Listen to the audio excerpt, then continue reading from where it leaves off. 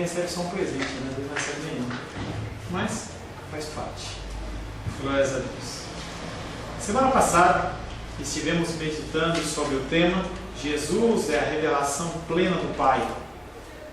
Deus, Ele é Espírito e tem Jesus, que é 100% Deus e 100% homem, aquele que o representa. Os versos que ficaram na semana passada foram João capítulo 5, verso 37 e 38, que diz: Também o Pai que me enviou dá testemunho em meu favor. Nunca ouvistes a sua voz, nem contemplaste sua face, e a sua palavra não permanece em vós, porque não credes naquele que Ele enviou. Ser cristão tem sido uma moda na nossa geração. Uns usam camisetas de Jesus, outros colam adesivos nos carros, mas o conhecimento do Todo-Poderoso, ele só vem através do conhecimento da palavra, em especial da pessoa de Jesus Cristo. Através das Escrituras, Deus se revela a nós, com suas leis, normas, forma de pensar e agir. Apenas se declarar cristão por ter participado de um ritual religioso é algo muito perigoso. Devemos mais que isso, nós devemos nos conformar à sua santa, bendita e maravilhosa palavra. Quero convidar você a abrir o Evangelho de João, capítulo 5. Evangelho de João, capítulo 5. Nós vamos ler do verso 25 em diante.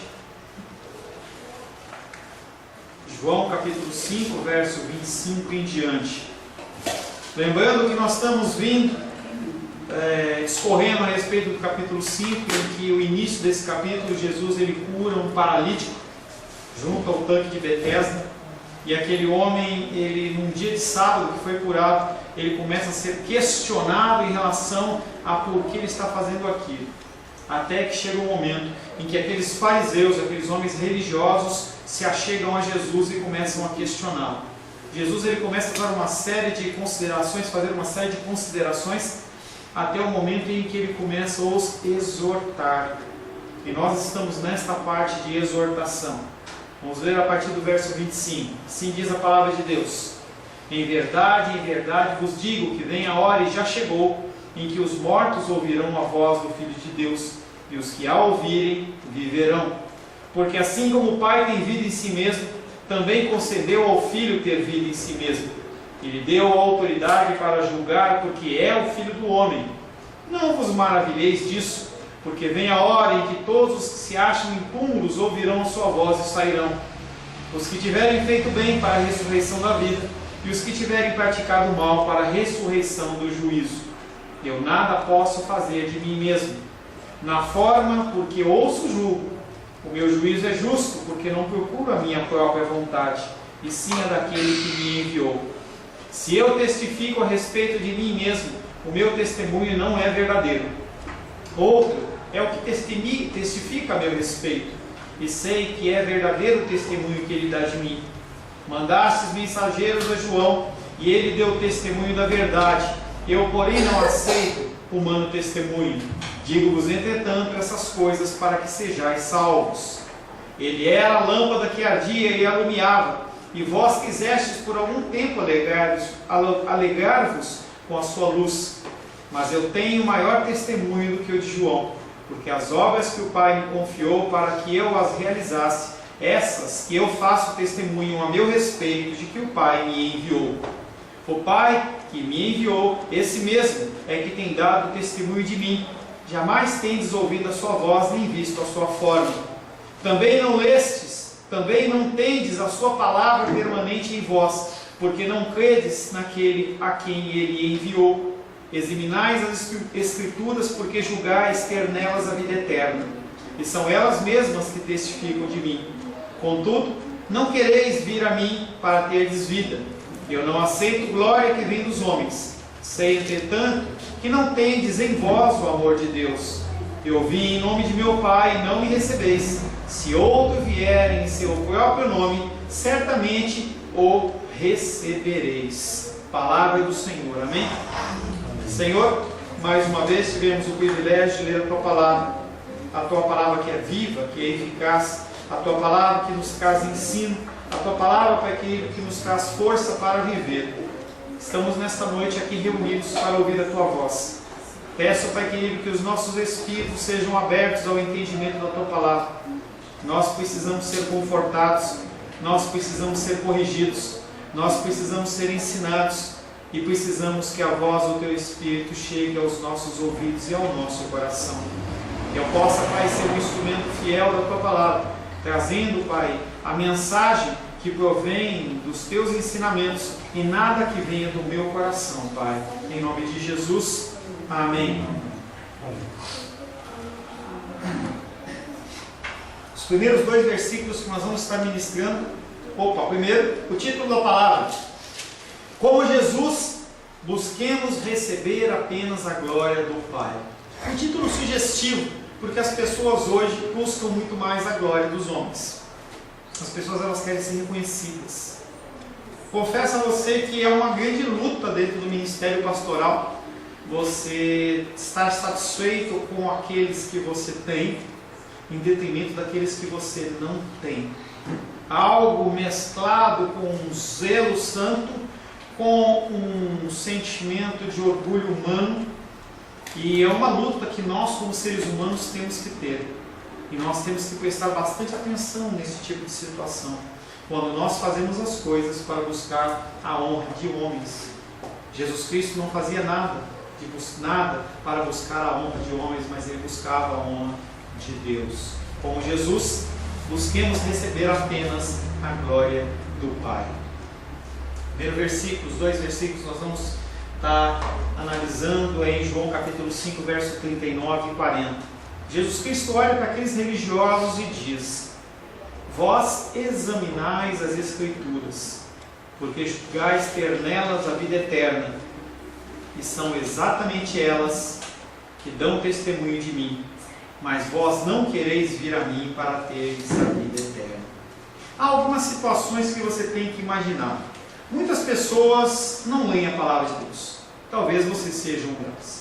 Uma pessoa que não tem afinidade com a palavra, você não tem tempo, correria, e você não se dedica ao estudo da palavra. Mas nesse caso, Jesus Cristo não está falando com esse tipo de pessoa. Ele está falando com pessoas que examinam as Escrituras. Os judeus do Antigo Testamento, eles tinham um conhecimento de cabo a rabo do Antigo Testamento. Eles sabiam o que estava escrito lá, muitos deles conheciam de cor.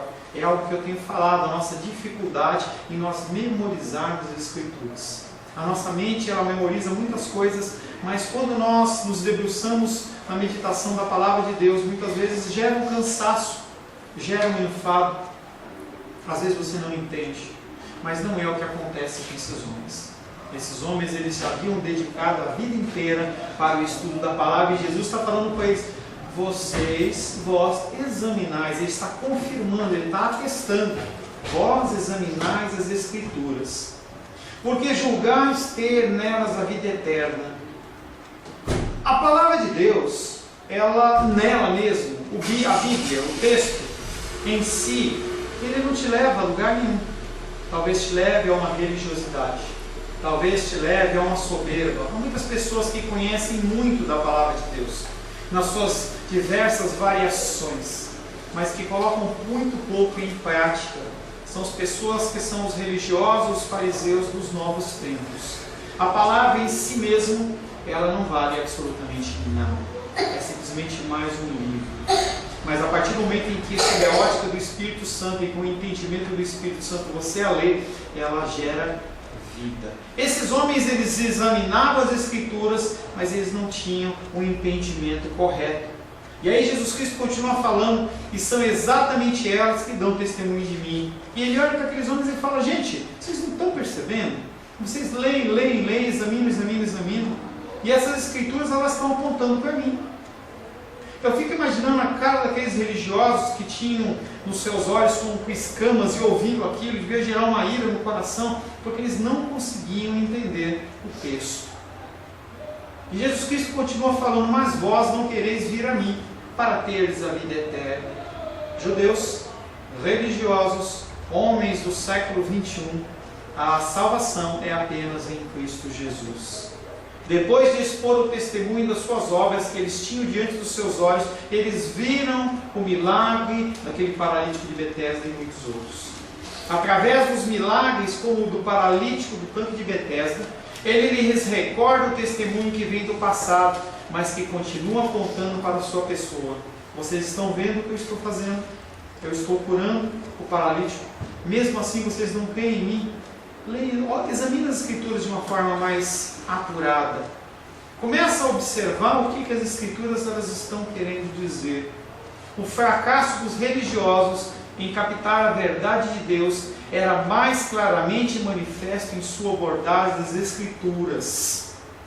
E a palavra de Deus diz que quanto mais é dado, mais é requerido. Quanto mais você recebe ensinamentos do Senhor, mais vai ser ele cobrado. É como na parábola dos talentos, em que o Senhor entrega para um talento, no outro entrega 2 talentos e no outro entrega 5 talentos. E o Senhor ele vai cobrar à medida daquilo que foi entregue. Aqueles homens estavam sendo cobrados porque eles conheciam muito, lhes tinha sido revelado muito. Eles não eram negligentes, tanto que Jesus Cristo realmente corrobora que eles conhecem as Escrituras. Os líderes judeus dos dias de Jesus eram sem dúvida estudantes aplicados nas Escrituras. Mas Jesus aponta que nesse estudo cuidadoso a motivação não era correta. É algo que nós temos falado culto após culto. Qual a motivação de fazer o que você faz? Há 2 domingos atrás eu perguntei por que você vem à igreja? Qual é a tua motivação? Muitos vêm à igreja, já falei e repito, muitos vêm à igreja para buscar a sua bênção financeira. Muitos vêm para a igreja para buscar a sua bênção emocional, saúde, causa na justiça. E eu não estou dizendo para você que você não tem que buscar o Senhor em primeiro lugar. Eu estou dizendo que você não pode vir à casa do Senhor apenas por causa disso. Qual era a motivação daqueles homens? Será que era o reconhecimento de outros homens? Será que as pessoas eles tinham no coração o desejo de serem aclamados? Estudar por estudar as Escrituras não tem valor, se não se entende o verdadeiro conteúdo e propósito. Se você tem 10, 5, 10, 15, 20, 30 anos de cristianismo, e você já leu várias vezes as Escrituras e você ainda não entendeu quais são os objetivos das Escrituras, você está perdendo tempo. Muitas pessoas elas perdem tempo. Eu converso muito isso com os alunos de teologia. Temos aqui meus alunos Jenny, Daniel está aí, tem outros alunos que eu ensino, e eu questiono muito sobre isso, em que as pessoas elas têm um conhecimento de uma série de áreas da teologia, mas que não conhecem o Deus das Escrituras. As pessoas elas se especializam, mas não conhecem a Deus.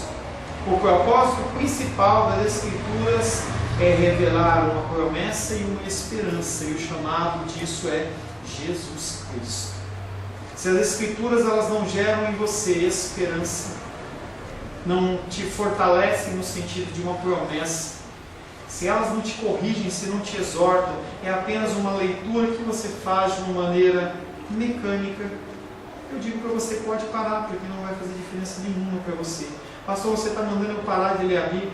Estou mandando você parar de ler a Bíblia da maneira mecânica, porque não leva a absolutamente nada. O propósito principal é revelar Jesus Cristo, e ele completa dizendo que são exatamente elas que testificam de mim. São elas que testificam de mim. Todo o Antigo Testamento aponta para Cristo, seu ministério, seu ensino, sua morte e sua ressurreição.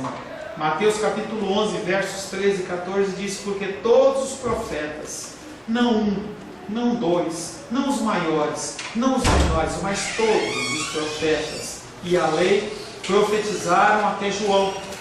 E se o quereis reconhecer, ele mesmo é Elias que estava para vir. Todas as Escrituras apontam para Jesus Cristo. Paulo também descobriu isso. E descobriu que essa lei, pela lei, ela não traz vida em essência. Romanos capítulo 7, verso 10 diz: e o mandamento que me fora para a vida, verifiquei que esse mesmo se me tornou para a morte. Apóstolo Paulo, fariseu dos fariseus, um homem conhecedor da palavra, em que executava o juízo, ele arrastava cristãos, ele prendia pessoas, ele percebeu que aquela lei não estava gerando vida no coração dele, mas estava gerando apenas morte. Jesus Cristo é a quem o Pai concede o direito de ter vida em si mesmo, e essa vida Ele concede a quem Ele quer. João 5,21, nós já passamos por esse versículo. Pois assim como o Pai ressuscita e vivifica os mortos, assim também o Filho vivifica aqueles a quem Ele quer. Se, portanto, os judeus recusam vir a Jesus em busca da vida, essa recusa constitui evidência de que eles não estão lendo as Escrituras como se deve. Pior que isso, eles não estão entendendo absolutamente nada. E pior que isso, eles não estão rejeitando a Jesus Cristo, eles estão rejeitando ao próprio Deus. Certa passagem que eu não localizei, mas escrito na Bíblia, Ezequiel está profetizando para o povo dentro do cativeiro babilônico. E ele começa a reclamar com Deus, que aquelas pessoas não querem ouvir. Deus, eles não querem ouvir a tua palavra. Deus olha para eles e fala assim: Ezequiel, não se preocupe, porque eles não estão te rejeitando, eles estão rejeitando a mim. Quando você rejeita a palavra, quando você rejeita a Deus, a Jesus Cristo, na verdade você está rejeitando o próprio Deus. E isso é muito, muito sério. Nenhuma independência é mais arrogante e mais enganadora do que a independência religiosa. As pessoas elas começam a se aprimorar no estudo das Escrituras de uma forma teológica, de uma forma bíblica, mas elas não aplicam e elas não entendem, elas começam a criar a sua própria teologia, a sua própria religiosidade, e elas, como o apóstolo Paulo disse, estão caminhando para a morte. O exame das Escrituras, na verdade, os tornaram surdos para a palavra de Deus. Parece uma contradição, mas não é. Pior que você não ler é você ler de uma forma errada. Às vezes a gente tem visto nos telejornais médicos que são pegos fazendo procedimentos cirúrgicos ou quaisquer procedimentos e levam o paciente a óbito. E aí, a hora que vai se verificar, há todo um histórico de erros que esses homens cometeram simplesmente porque fizeram uma faculdade de medicina ou qualquer área, mas não sabem executar. A gente vê projetos de construção sendo mal elaborados, pontes caindo, barragens rompendo, simplesmente porque as pessoas elas fizeram um curso teórico, mas não sabem colocar em prática. Aqueles homens, apesar de saberem a palavra de Deus, eles eram surdos para a palavra de Deus. Como acontece conosco, deve-se notar que os judeus estão longe de ser o único povo que leu as Escrituras e supôs que o seu poder transformador de vida depende de muito estudo, mas não do conhecimento de Deus. Aqueles homens cometeram erros. Nós cometemos erros. Cristãos que vão vir depois de nós vão também cometer esses erros. As pessoas elas se incham de conhecimento cristão, religioso, mas não conhecem o Deus aos quais eles servem. Como não conhecem. Próximo verso, 41 e 42. E aí Jesus Cristo olha para aqueles homens e diz para eles: eu não recebo a glória que vem dos homens, mas eu vos conheço, não tendes em vós o amor de Deus. Jesus Cristo não busca o prestígio. E eu não estou falando do chocolate prestígio, que é muito gostoso. Ele não busca o prestígio. Ele não busca holofotes. Ele não busca ser aclamado por homens, como líderes religiosos assim o fazem. Tudo o que disse não lhe diz respeito ao objetivo de pedir homenagens.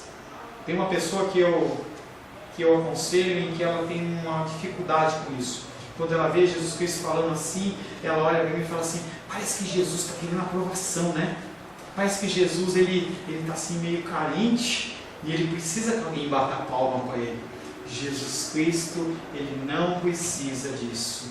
O que ele está fazendo é simplesmente tentando chamar aqueles homens ao arrependimento, usando os elementos que ele tem para que eles não se percam, para que eles não morram.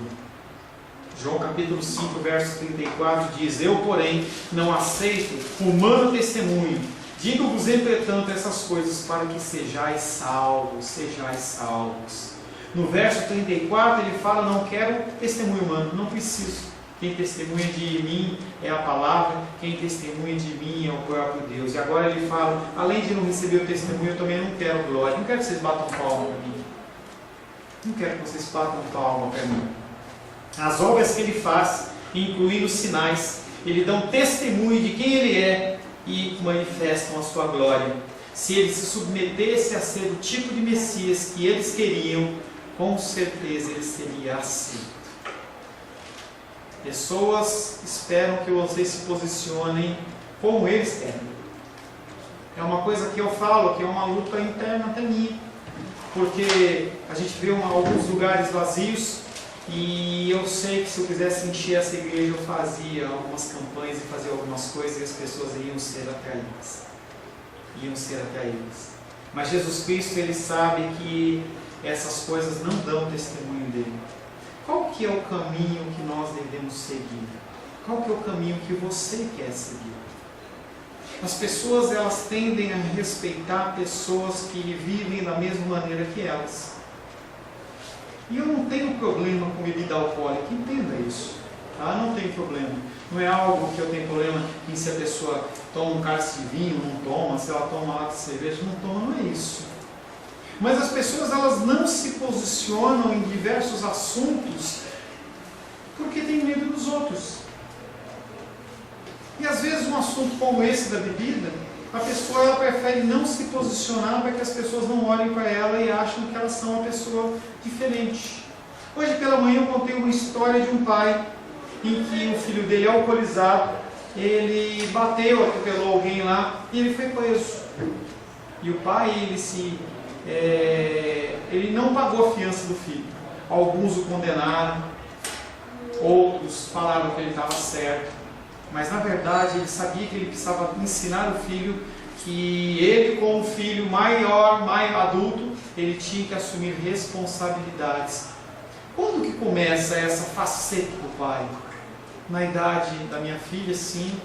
Na idade da Sofia, sim. Na idade da Natália, sim. Na idade do Arthurzinho, sim. Nós temos que ensinar os nossos filhos as consequências dos atos deles. É um ato de amor. É um ato de amor. As obras que ele faz, incluindo os sinais, eles dão testemunho de quem ele é e manifestam a sua glória. Aqueles homens queriam um Messias no padrão deles, na medida deles, mas Jesus Cristo não estava ali para ser alguém que viesse a satisfazer os seus anseios e os seus desejos. Jesus Cristo, ele é o que ele é. Eu estou dando uma matéria lá em Taguatinga que chama Jesus Fabricado. E essa matéria ela fala muito dos tipos de Cristo que as pessoas têm construído simplesmente para poder adorar. Às vezes adoram até um bezerro de ouro com o nome de Jesus, porque tem uma deformação tão grande em relação ao Jesus da Bíblia que não se equipara mais. Se ele se submetesse a se tornar o tipo de Messias que eles queriam, sem dúvida receberiam o louvor deles. Mas todo o compromisso de Jesus é em agradar o seu Pai, receber a honra que somente o Pai pode lhe dar e desfrutar a glória daquele que é o unigênito do Pai. Qual a honra que você busca? O que você deseja para a sua vida? Tem uma música que fala: eu não desejo ser reconhecido por ninguém. Mentira! Mentira, nós queremos ser reconhecidos. Nós queremos ser reconhecidos como pais, como mães, como profissionais, como pessoas. A gente como pai fala assim: não precisa comprar nada para a gente não, mas quando a gente não recebe, dá um aperto no coração. Esse ano, falei para alguns pais da manhã, a gente não comprou nada. Nossa situação financeira não está para esse tipo de coisa, e eu fui por mim e eu falei assim: não vou comprar nada. Conversei, falei com o Sebastião em relação a isso também.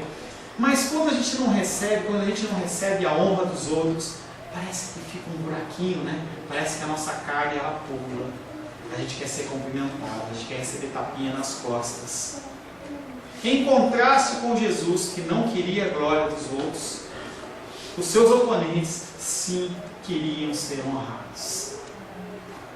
João capítulo 5, verso 44 diz: como podeis ver, vós, os que aceitais glórias uns dos outros, e contudo não procurais a glória que vem do Deus único? Lá no versículo 44, mais à frente, nós vamos estar analisando sobre essa glória e essa honra que aqueles homens letrados e que tinham vestes lindas e maravilhosas buscavam a glória de homens. Faziam as coisas com a motivação errada. Jesus então olha para eles e diz: eu conheço vocês, porque ele sabe que o amor de Deus não está no coração deles, porque eles, pelas suas atitudes, não são pessoas que amam a Deus. Como é que Jesus Cristo olhou para aqueles homens e pôde afirmar que eles não tinham Deus no coração? Será que ele teve uma revelação? Será que ele olhou no interior daqueles homens e conseguiu fazer um raio-x? Será que ele já conhecia aqueles homens? Será que ele usou a faculdade divina? Eu acho que muito mais do que qualquer dessas coisas, foi simplesmente pelo motivo de que ele viu como eles trataram o milagre daquele homem que havia paralítico há muitos anos. Eles não amavam o próximo como a eles mesmos. Jesus Cristo, em outras passagens, ele confronta os mesmos fariseus dizendo: vocês não querem que eu cure esses homens, você não quer que eu cure essas mulheres, mas se cair um jumentinho, se cair uma vaquinha, se cair uma ovelhinha sua no buraco, você vai chamar e vai tentar, você não vai esperar o outro dia. A gente vê uma série de postagens na internet. As pessoas, elas ficam preocupadas com os bichinhos, e eu não estou dizendo que não é para se preocupar, mas dá tanto valor a isso, tanto valor aos bichinhos, e as pessoas são relegadas a segundo plano. Eu fico olhando as Olimpíadas, tanto gasto, tanto dinheiro jogado fora. Pastor, você não gosta de esportes? Eu gosto. Mas quando eu vejo o gasto que é feito com esse tipo de coisa, com pessoas passando tanta necessidade, e eu entendo que são orçamentos, eu já trabalhei com orçamentos industriais, cada área recebe uma fatia, mas eu não consigo imaginar eu na minha casa, tendo a Rosângela ou a Luísa enferma dentro de casa, ou a Titi enferma dentro de casa, precisando de um dinheiro sendo destinado para esse tipo de coisa, e eu pego e vou viajar ao troco de carro. Então eu passo esse mesmo padrão para o padrão do governo, não consigo entender. E aí eu estava vendo na internet, um cara, ele desenvolveu um óculos para daltônico, em que ele faz uma correção da cor, e eles conseguem enxergar as cores como elas realmente são. E aquele homem, quando ele colocou, ficou até arrepiado, ele colocou aquele óculos, ele abriu a boca: é assim que vocês veem as coisas todos os dias. E ele saiu abraçando as pessoas. E uma pessoa como essa não aparece na mídia, você não ouviu no Jornal Nacional, você não vê no Fantástico. Mas o cara que conseguiu jogar uma bola de ferro a 10 metros, uau! A moça que conseguiu pular 1,77 m, uau! O cara que conseguiu jogar um dardo a 50 metros, uau! Mas as pessoas que têm realmente contribuído com algo positivo que leva a humanidade a um novo padrão, não vale a pena. Não se há esse tipo de preocupação. Jesus Cristo olha para eles e fala assim: eu conheço vocês. O amor de Deus não está no coração de vocês. Vocês não têm o amor de Deus. E eu pergunto para você: você tem? Você tem o amor de Deus no seu coração? Pastor, o que é ter o amor de Deus no coração? O que é ter o amor de Deus no coração? João 14, 21. Aquele que tem os meus mandamentos e os guarda, esse é o que me ama. E aquele que me ama será amado por meu Pai, e também o amarei e me manifestarei a ele. Mas pastor, aqueles homens tinham os mandamentos e os guardavam. Mas esse guardar aqui, ele não é tão superficial assim. Ele não é uma camada de verniz em que você lixa e sai. É algo que está tão impregnado nas pessoas, em que além de guardar no coração, elas ensinam outras pessoas e põem em aplicação. A aplicação, as obras, o fruto, é o que demanda as pessoas que têm os mandamentos do Senhor e os guardam. Ter o amor de Deus no coração é isso. É você conhecer as Escrituras, guardá-la no seu coração e colocá-la em prática. Ensinar pessoas. Você não faz isso. Infelizmente, eu tenho que dizer para você que você não tem o amor de Deus no seu coração. E você está destinado ao inferno. Seja você que está aqui, seja você que me ouve. Não há medida pela metade. O Senhor Jesus Cristo, ele é bem claro. Você tem que guardar os seus ensinamentos e colocá-los em prática. Essa falta de amor ficaria clara logo após a morte de Jesus. Lucas capítulo 20, verso 13 diz: Então disse o dono da vinha: Que farei? Enviarei o meu filho amado, talvez o respeite. E esse texto ele conta toda uma história de um homem que tinha uma vinha. E ele teve que viajar. E ele chegou para alguns homens e falou assim: Vocês podem cuidar dessa vinha? E eles falam: Podemos. Olha, daqui a um tempo eu vou mandar alguém para cobrar a minha parte. Passado algum tempo, ele mandou um homem e eles bateram no homem e mandaram ele embora. Mandou de novo, mesma coisa. Mandou a terceira vez, uma quarta vez, e eles não davam atenção. Eles mandaram o filho. Ele mandou o próprio filho dele para aqueles homens. E aqueles homens pegaram aquele homem e falaram assim: Vamos matar ele, porque ele é o herdeiro. A gente mata ele, joga ele fora da vinha. Ninguém vai poder cobrar mais a gente. E aí o final desse texto fala: o que o dono da vinha vai fazer com essas pessoas? O que o povo de Deus tem feito com o amor de Deus? Você tem tido o amor de Deus no seu coração? O amor de Deus é aqui expresso em lugar de sentimentos religiosos, pois ninguém pode amar a Deus sem se submeter totalmente à sua autoridade. Você se emocionar com a palavra de Deus não muda nada. Você ter uma Bíblia aberta na sua casa, no Salmo 23, Salmo 91 ou qualquer um, não muda nada. Pessoas têm Bíblias que até colou já no painel do carro. Quando o cara vende, é obrigado a deixar a Bíblia aí, porque ele tem uma Bíblia no painel do carro, lembrou, né? O cara tem a Bíblia colocada no painel do carro, essa pergunta. Uma Bíblia colocada no painel do carro há tanto tempo que já colou a Bíblia. Talvez o carro seja ungido e o cara acaba, não vou olhar para você para não rir, tá? E o cara acaba deixando a Bíblia no carro como se fosse um amuleto e um talismã. Será que isso demonstra que a pessoa tem o amor de Deus no seu coração? O amor de Deus não existe onde não há o desejo de obedecer. O amor de Deus não existe onde não há o desejo de obedecer. João capítulo 5, verso 40 diz: Mas vós não quereis vir a mim para teres a vida eterna. Aqueles homens estudavam, conheciam, mas não queriam, se submetiam ao que a palavra estava mandando orientar. Jesus está dizendo muito claro: vocês não querem, não é que vocês não sabem, não é que vocês não entendem, vocês não querem vir a mim para ter a vida eterna.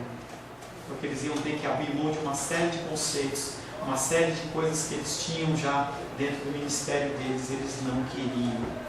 A consequência natural de quem lê as Escrituras não é ser guiado a si mesmo, mas é ser guiado a Jesus Cristo. E o último versículo, João capítulo 5, verso 43, que diz: Eu vim em meu nome. Não, eu vim em nome do meu Pai, e não me recebeis. Se outro viesse em seu próprio nome, estes vocês iriam receber. Encontram-se mais evidências do fracasso deles em sua recusa de aceitar Jesus. Vir em nome do Pai significa representá-lo, realizar a sua obra, trabalhando em favor do homem sem buscar a própria vantagem. Aqueles homens não queriam isso. Eu lembro que lá em São Paulo tinha um pastor que era pastor auxiliar como eu, e era um homem conhecedor da palavra. Eu conversava com o meu pastor e ele falava comigo assim: fulano não quer sair da igreja porque ele quer uma igreja pronta para ele. Ele não quer trabalhar, ele não quer gerar, não, ele quer algum lugar que já esteja pronto para ele. Vir em nome do Pai significa representá-lo, realizar a sua obra, trabalhando em favor do homem, sem buscar a própria vantagem. Gente, é uma das coisas mais difíceis dentro do ministério pastoral. As pessoas que não tomam cuidado com isso, elas começam a olhar para os seus membros como cifrão. Começam a buscar a sua honra, a sua glória, a satisfação. E isso é uma batalha interna de todo pastor, de todo homem de Deus. Ao agir assim, Jesus entra em oposição com os dirigentes, para os quais não importa o povo e sim o seu próprio interesse. Quando Jesus Cristo faz esse discurso, ele fala exatamente para aqueles homens: vocês estão fora da palavra. Andar comigo não é assim. Se vocês quiserem andar comigo, não é desse jeito. João capítulo 5, verso 42. Mas eu vos conheço, não tendes em vós o amor de Deus. Embora ele tenha vindo como emissário do Pai, com toda a autoridade que isso acarreta, seus oponentes não o aceitam. Às vezes a palavra de Deus ela vem no meu ouvido e no seu ouvido de uma forma tão dura, porque vai tirar algo que você acredita ou vai mudar algum conceito. Mas você tem que entender que a minha vida espiritual e a sua vida espiritual, ela não é um lago, ela é um rio em que as águas elas estão sempre se renovando. Está mais calmo o negócio de dengue, zika vírus, chikungunya, mas os bichinhos continuam por aí. É só começar a chover. Nossa vida tem que ser uma vida de mudança de pressupostos, mudança de paradigmas, de conceitos, que você às vezes carrega uma vida inteira, mas que depois você descobre que está errado e você é obrigado a voltar lá atrás e consertar todas as coisas, porque você acreditava numa coisa que era mentira. Tivessem eles verdadeiramente amado a Deus, não poderiam ter deixado de amar o Filho de Deus. Se outro viesse buscando o próprio interesse, sem preocupar-se com o homem, mas com desejo de afirmação própria, aí eles iam aceitar. Mas como não aceitaram, começa o confronto de poder. Jesus Cristo representa exatamente alguém que os ofende. Se você pegar um político honesto, e quando eu vejo os políticos na televisão, realmente eu não os conheço, mas se você pegar uma pessoa realmente honesta, você vai ver que essa pessoa vai ter uma série de dificuldades. Talvez até matem. Pessoas somem porque elas querem ser corretas, porque elas querem ser direitas e querem ser justas. A principal punição desse tipo de mentiroso não é tanto que creiam nele, mas que ele mesmo não creia na verdade. Quando você começa a viver uma mentira, você começa a criar novas verdades para você, e você começa a acreditar nelas. A gente vê muitos políticos nessa situação. Semelhantemente, o principal julgamento sobre aqueles que negam que Jesus é o Messias prometido, o Filho de Deus, não é tanto que eles não tenham Messias, mas que sigam falsos Messias. Todo ser humano acredita em alguma coisa, segue alguma coisa. Mesmo o ateu, ele pode não seguir alguma divindade, mas ele segue a si mesmo.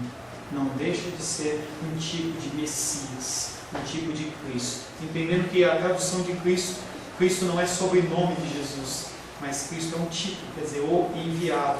Às vezes, eu sou o meu enviado, eu olho e falo, eu me basto. Deus não é tanto com eles que não tem um Messias, mas que eles mas que sigam falsos Messias. Delimita-se assim a fronteira entre Jesus e o mundo. Não tem como você estar nos dois lados. Não tem como você estar no meio. Não tem como você estar em transição. Ou você é de um time, ou você é do outro time. O primeiro time se apresenta como um primeiro grupo, que é aquele que se identificará com os partidários do sistema, seja de hoje, seja da época de Jesus. Suas instituições e caracterizam-se por visar o seu próprio interesse e a sua própria glória. Esse é o primeiro time. É o time daqueles que não são de Deus. Neles se encontram judeus, neles se encontram uma grande infinidade de pastores, bispos, evangelistas, mestres, Porque eu não estou falando das pessoas que estão no mundo, estou falando das pessoas que estão numa pseudo-igreja. João capítulo 7, verso 7 fala: não pode o mundo odiar-vos, mas a mim me odeia, porque eu dou testemunho a seu respeito de que as suas obras são más. Se você quiser se posicionar como um cristão verdadeiro, junto a esse primeiro grupo de cristãos religiosos, as pessoas elas vão tacar pedra em você. Não é bem assim, não tem nada a ver. Você é muito duro, você é muito radical. E isso aparecia bastante na igreja de Corinto, porque as pessoas elas eram complacentes no sentido de conivência com o pecado. Eles aceitavam qualquer coisa, porque eles não queriam confronto. Talvez você seja assim no meio da sua família. Pessoas se dizem cristãs, mas quando você tem uma oportunidade de se posicionar, você fala: não, é melhor eu não criar nenhum tipo de contenda e nenhum tipo de confusão. Mas há também um segundo grupo que joga com a camisa vermelho, sangue do Cordeiro. Esse segundo grupo é aquele que, com Jesus e seus seguidores, são os que não buscam honra humana e mundana, e sim a sua glória consiste em transmitir o amor e a vida de Deus ao homem. João 17, verso 14 diz: eu lhes tenho dado a tua palavra e o mundo os odiou, porque eles não são do mundo, como também eu não sou. Ou você faz parte do grupo do mundo, ou você faz parte do grupo de Deus. Se você faz parte do grupo de Deus, você vai ser odiado. Em Apocalipse diz que pai integrará filho, filho integrará pai, e esposa integrará marido, marido integrará esposa. A gente vê isso como uma grande realidade dentro das igrejas perseguidas. Em países orientais como Irã, como Arábia Saudita, como Iraque, como Coreia do Norte, em que quando alguém se converte, o próprio familiar vai e o entrega. O sistema humano são trevas e buscam apagar a luz. Mas por que o sistema deseja apagar a luz? Porque quando apaga a luz, as suas trevas, as suas obras malignas, os seus erros e as suas falhas, elas não são manifestas. João capítulo 3, verso 19 diz: o julgamento é este, que a luz veio ao mundo, e os homens amaram mais as trevas do que a luz, porque as suas obras eram más. Os homens literalmente, deliberadamente preferiram as trevas. É como se você visse um prato saudável e um prato de alimentos podres, e você falasse assim: eu não quero o alimento saudável, eu quero o alimento podre. E a pessoa que se alimenta de coisa podre é morto. O julgamento é esse, que a luz veio ao mundo e os homens amaram mais as trevas do que a luz, porque as suas obras elas eram más. Devemos rejeitar todos que se exaltam em seu próprio nome. A partir do momento em que você vê soberbo no meu coração, me rejeite. Devemos rejeitar pessoas que reivindicam autoridade sobre as almas. Pessoas acham que têm propriedade e direito sobre vidas. Não existe isso. Pois aquele que se sente desejoso de ser reconhecido como servo de Deus, ele tem que fazer uma coisa: sumir, para que ele, Deus, possa aparecer. Você é cristão? É a pergunta desse culto para você. Você é cristão? Você estuda os seus ensinamentos, você guarda os seus mandamentos e você os coloca em prática. Você é cristão? Se você é cristão, mostre as marcas de um cristão. Feche seus olhos. Senhor, louvado, amado, bendito e glorioso Deus. Nós temos vivido, Pai, por muito tempo, um cristianismo precário, um cristianismo, Pai, raso, um cristianismo, Pai, que não afeta nem a nós mesmos. As pessoas que nos cercam não são tocadas pelo Teu Espírito. Nós nos satisfazemos a ter uma vida religiosa, conhecendo pouco ou quase nada da Tua Palavra, aplicando pouco ou quase nada da Tua Palavra.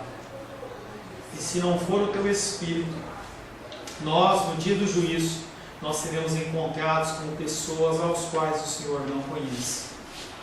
Nós temos, Pai querido, que visitar enfermos, temos que visitar pessoas em prisão, nós temos que ajudar o próximo, nós temos que olhar para as pessoas, Pai querido, como nós olhamos a nós mesmos.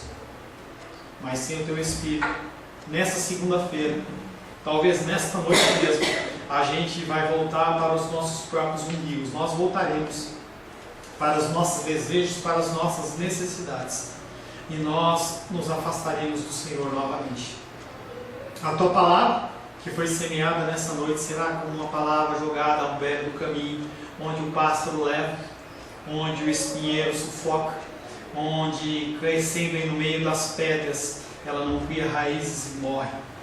Mas nós queremos, Pai, ser terra boa, terra em que a Tua palavra, ela cai, gera sementes e frutos 100 para 1. Nos submetemos à Tua vontade, nos submetemos ao Teu querer, nesse dia, nessa noite, em nome de Jesus. Amém.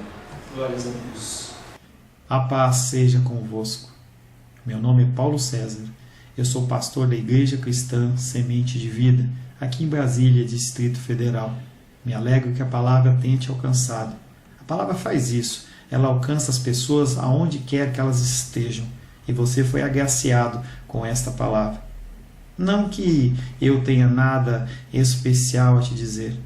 A palavra ela é suficiente e ela usa quem ela quer. E eu me alegro por ter sido um canal para poder te abençoar. Mas eu quero te dizer que não basta você ser um ouvinte.